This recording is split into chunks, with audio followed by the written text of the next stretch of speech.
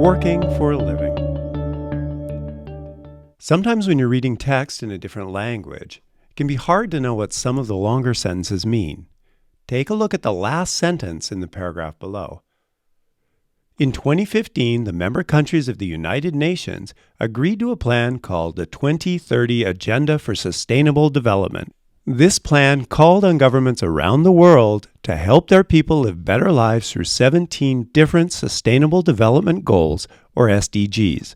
Of these 17 goals, one of the most important goals is SDG 8. Promote sustained, inclusive, and sustainable economic growth, full and productive employment, and decent work for all. What does that last part mean? Let's take a look at that sentence, break it apart, and take a closer look. Promote sustained, inclusive, and sustainable growth. There's a lot going on in this first part.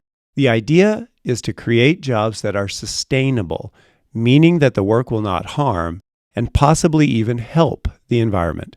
For example, coal mining creates a lot of pollution and harms the environment. This type of work is not sustainable. On the other hand, companies that recycle plastic into usable objects reduce pollution and help the environment.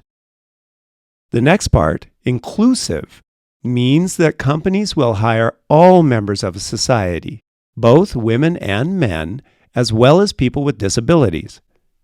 The last part, sustainable growth, means that work can continue for many years and helps the communities where it occurs.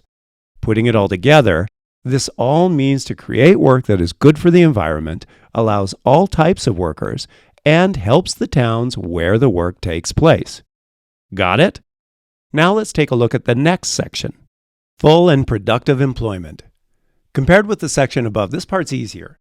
Full employment means that anyone who wants to work can find a job, and that the number of unemployed workers in a country is at or near zero. Productive employment means that workers can earn enough money for themselves and their families to stay out of poverty. That is, people who are able and willing to work can find a job that pays them enough to pay for basic living expenses. While this sounds quite reasonable, in many countries workers are not paid enough to stay out of poverty.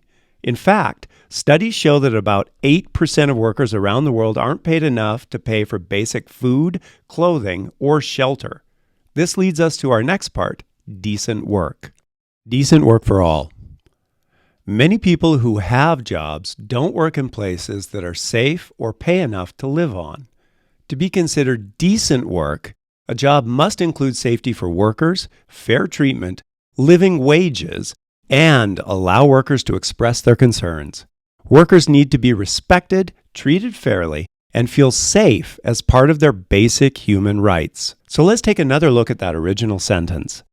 Promote sustained, inclusive, and sustainable economic growth, full and productive employment, and decent work for all. After breaking it down, it means that governments should encourage industries that help the environment, provide jobs for many years, give everyone a chance to work, help communities, and respect workers and their rights. Easy, right? By taking small pieces of complicated sentences apart, we can understand what they mean more easily. Try using this method with longer sentences in your studies, and you'll be able to understand high-level texts more easily. Good luck!